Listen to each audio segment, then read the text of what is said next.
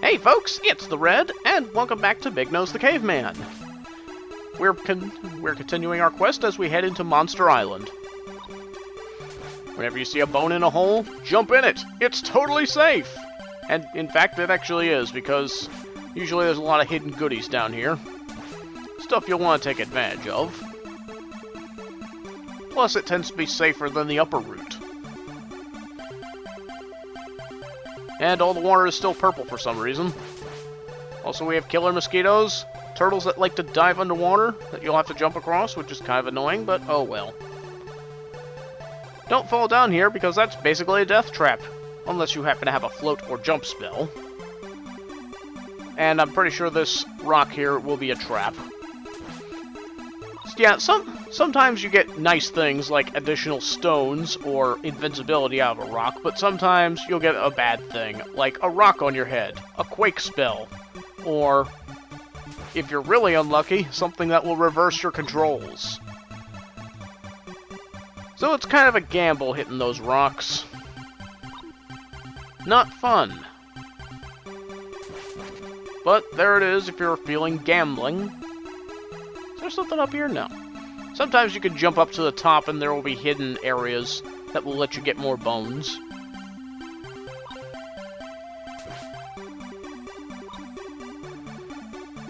Definitely take the upper route here. Alright, boss time. I don't know what your name is. I want to say Sydney, but the information available for this game is quite limited and quite vague. So researching the information about it so I could share it with you was a little bit of a chore. Anyway, that's the first level down. And we get to go do some shopping again.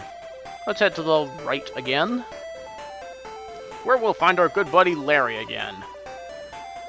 You know what I want. His stuff is getting a little more expensive because we are starting to head further along in the game. And the further we go, the more expensive things are going to become. Alright, we got our machine gun club back. And behold, the most deadly enemy in the game! Drops of water!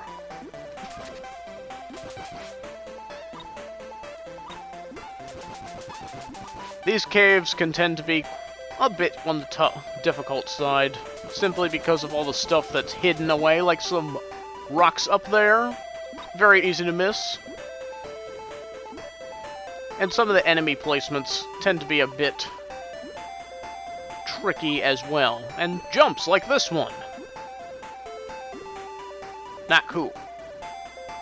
Alright, we got a really bad enemy placement coming up. I'm going to try and draw a rat out that's going to come off of that platform up ahead. Come on, you pest. Come on, don't make me go in the lava. There it is, okay. Okay. Every time I make that jump, I end up stepping on him, and I end up losing all my power-ups, and that's not cool. Okay. Time for a boss. This is the Squirmer.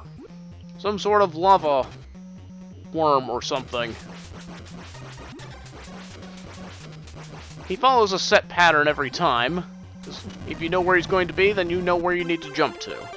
First-timers may have a hard time with him. Moving on. I don't want to lose my club this time. There's only going to be one more opportunity up ahead for me to get it. So I'm not too concerned if I lose it. But another thing, I'm going to wander some extra lives, so... Bones, please?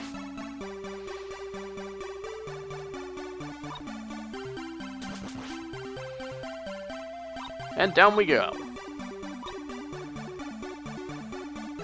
I just went through the ceiling there.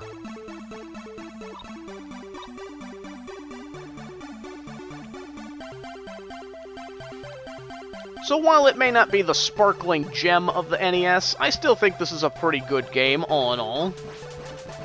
Some parts of it seem a bit uninspired, and you'll see a lot of evidence of that later on, but I don't think it's that bad. Anyway, we have some, another shop here hidden in this hole. Here we have a slow spell.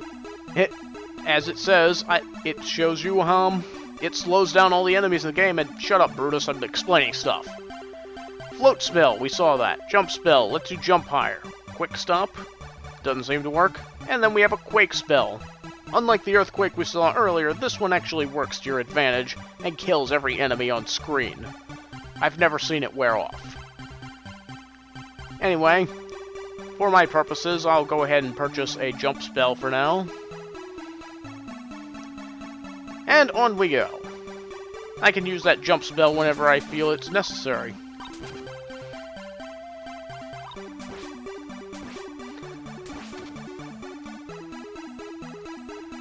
A lot of big jumps there.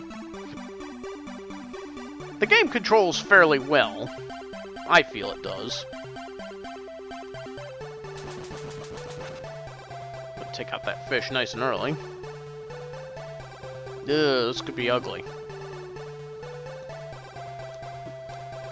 Ooh, okay. A lot of nerve-wracking jumps in this world. Honestly, I think this is the hardest one of the bunch.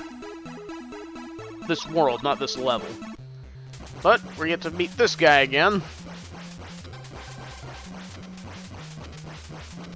A little bit of slowdown there, but no problem thanks to my awesome club. Gonna revisit the caves, it looks like. Take out this rat nice and early. And try not to get hit by that one. See, a lot of them like to hide in the stalactites. Or the reverse stalactites like those. Now, the bone prompts you to go down the hole, but if you continue in this direction, you'll find Stanley, the nice shopkeeper.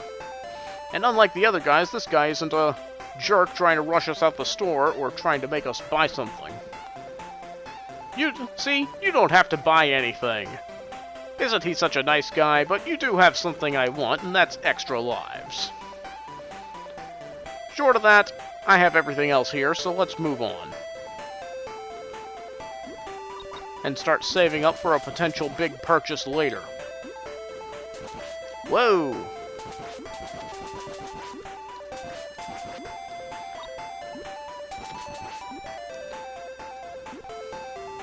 We'll start going downhill now.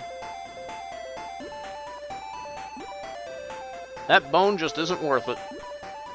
It's not worth getting my head wet! Yeah, I see you there, rat. Why do rats drop bones? Why do spiders drop bones? Everything in this game drops bones. It doesn't make any sense, but...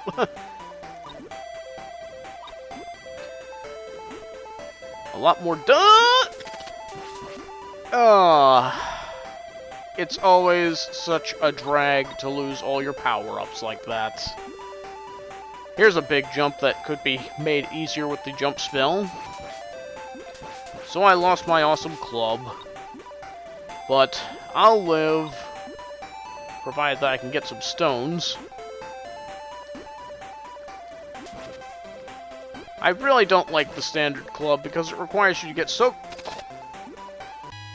I didn't even see that rat there. It was hiding behind that pillar. Or something. Oh... I hope this run starts going better. I'm ready for you this time. Friggin' pests.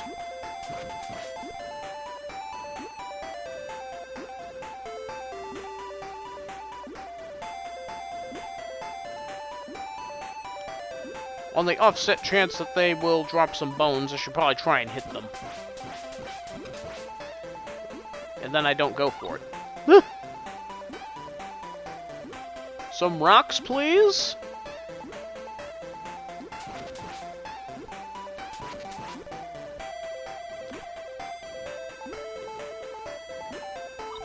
Yeah, do be careful on this next jump because the screen flashes as you are jumping and it kind of screws up the timing of your jump. Okay. And here we have Squirmer again.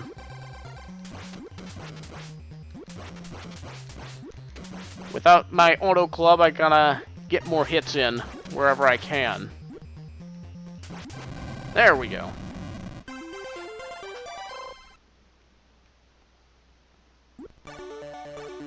there's some familiar music. But we have some shops first. Let's go up the middle. Oh, hello again, Brutus. You don't actually have anything I want, so... see ya! This level looks familiar, doesn't it? These enemies don't, though.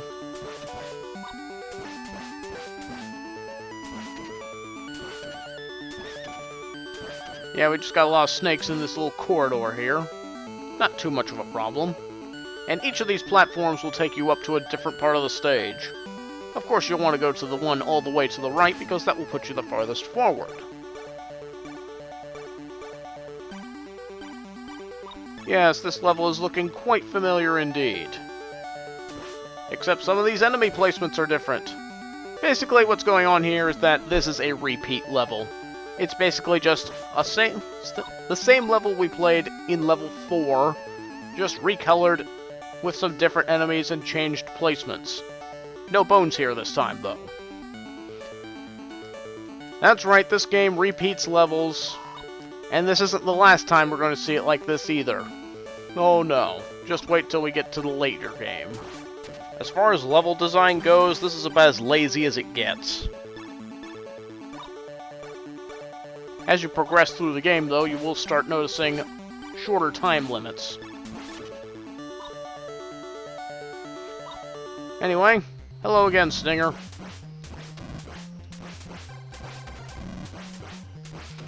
Once again, just stand on this rock and jump over his little stinging fireball things.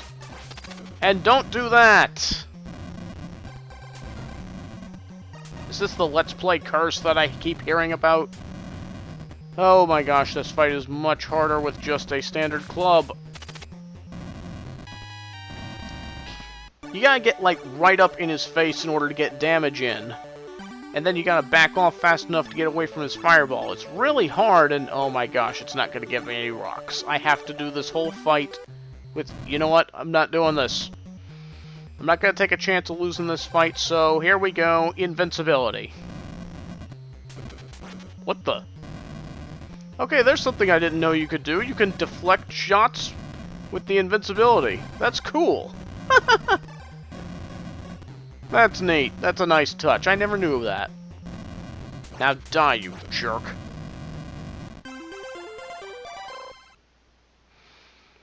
This LP has put me in a rather awkward position. But we'll get through this. Here we go. This is one of the trickier levels in the game. A lot of turtle jumping, and hit this rock a few times and you'll get a 1-up. This is actually the only 1-up in a rock that I know about in the game. Okay. Here's the rough section right here. Just keep going. Careful, okay. I didn't go for those rocks because frankly they're not worth it when you have timing like this. Anyway, time to totally cheese this level. Hit this rock several times and...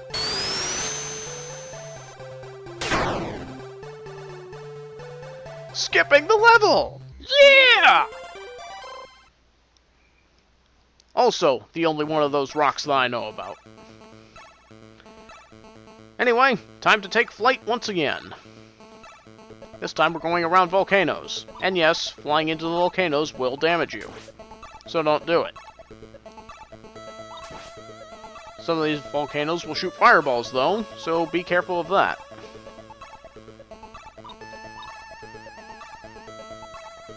Whoa! Okay. I don't know what those things are, but try not to get hit by them. There we go. Treble stone.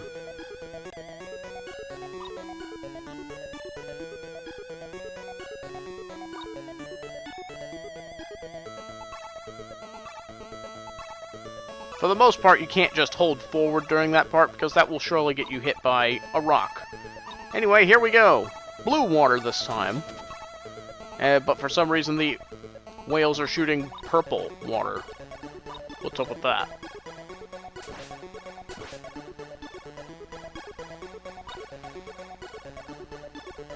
I don't need these rocks, but what the heck.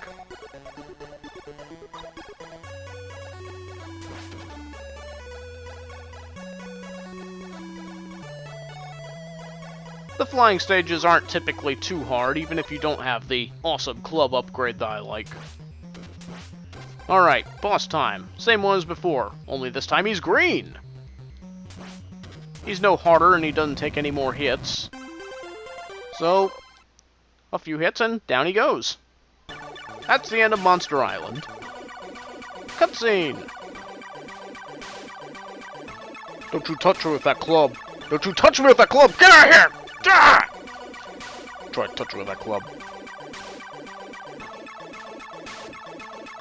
Yep, that happened. Next time on Big Nose the Caveman. Feel the terror of islands.